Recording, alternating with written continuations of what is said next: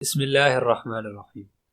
مشروبات پر انسانی خواہشات کا تعلق زمانہ قدیم سے چلا آ رہا ہے اور ان خواہشات کو مختلف مشروبات سے پورا کیا گیا، لیکن آج اس ویڈیو میں آپ کو ایک ایسے مشروب کا بتاؤں گا جو ان سب مشروبات میں سب سے زیادہ شوق اور رغبت سے پیا جاتا ہے۔ لیکن ویڈیو شروع کرنے سے پہلے اگر آپ اس چینل پر نئے ہیں تو اس چینل کو سبسکرائب کرنا نہ بھولیے گا۔ ناظرین، چائے کی تاریخ جس قدر قدیم ہے اس قدر پیچیدہ بھی ہے۔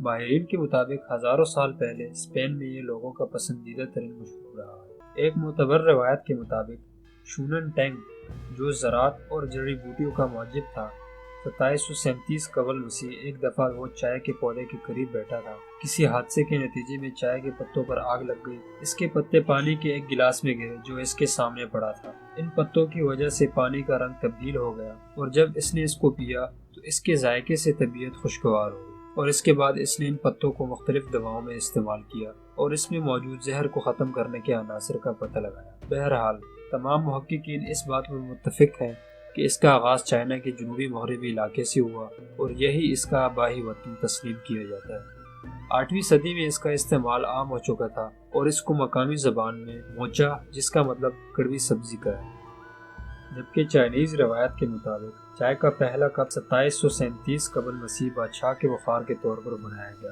اور 16ویں صدی عیسوی میں چائنا میں چائے کو باقاعدہ مہمانوں کی توازن کے لیے پیش کرنے کی روایت شروع ہوئی۔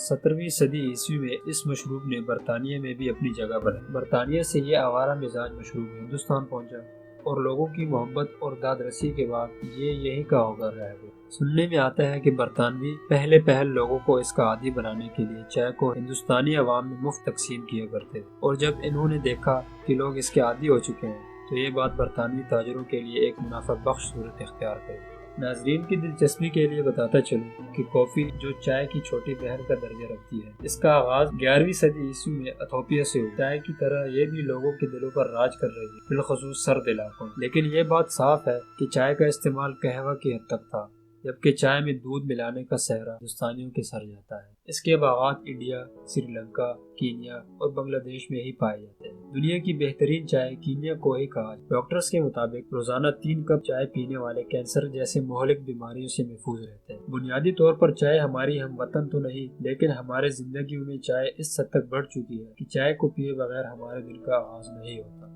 دوستو، امید ہے میری یہ ویڈیو آپ کو ضرور پسند آئی ہوگی۔ اگر آپ بھی چائے کے متعلق کچھ جانتے ہیں تو ہمیں فیڈ بیک میں ضرور آگاہ کیجیے گا۔ میرا نام سید نور شاہ اور آپ دیکھ رہے تھے تھنک چینل۔